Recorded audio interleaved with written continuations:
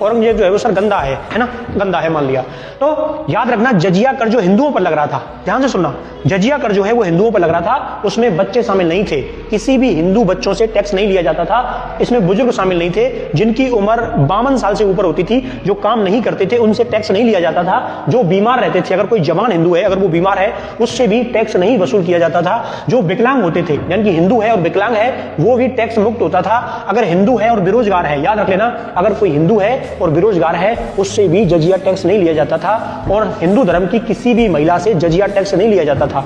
मैं औरंगजेब के शासन की बात कर रहा हूं, ठीक है। तो सोचो इतनी बड़ी हिंदुओं की आबादी तो टैक्स मुक्त थी, किसी भी महिला से चाहे वो कितनी ही संपन्न क्यों ना हो वो टैक्स के दायरे में नहीं आती थी। आज की सरकार छूट नहीं दे सकती है, क्या बात कर रहे हो तुम।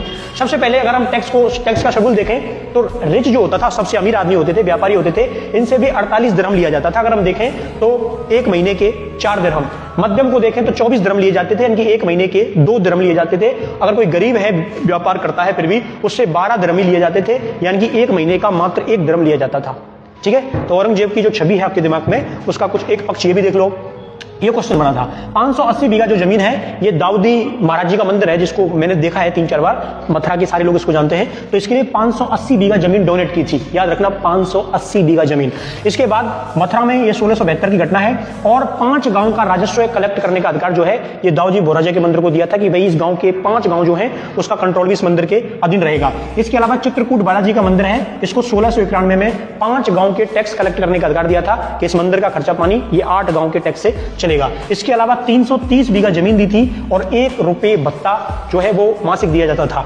अगर बात करें गुवाहाटी के उमानंद मंदिर की तो 1667 में इसको टैक्स लेने के अधिकार दिए गए थे। इसके आसपास के गांव से ये मंदिर टैक्स कलेक्ट कर सकता था और मंदिर का संचालन कर सकता था। सोमेश्वर महादेव जी का मंदिर है, काफी फेमस है, इसको भी 1674 में टैक्स इकट्ठा करने के अधिकार दिए थे कि अपने आसपास के गांव से टैक्स इकट्ठा कर सकते हैं।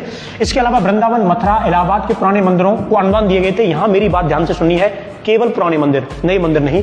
इसके अलावा जैन स्थलों में शत्रुंजय और गिरनार के और कामाख्या माता का मंदिर है, इसको भी अनुदान दिए गए थे। ऐसे करके औरंगजेब अपने शासनकाल में 400 से ज्यादा मंदिरों को वार्षिक रूप से फंड करता था। 400 मंदिर पूरे भारत में।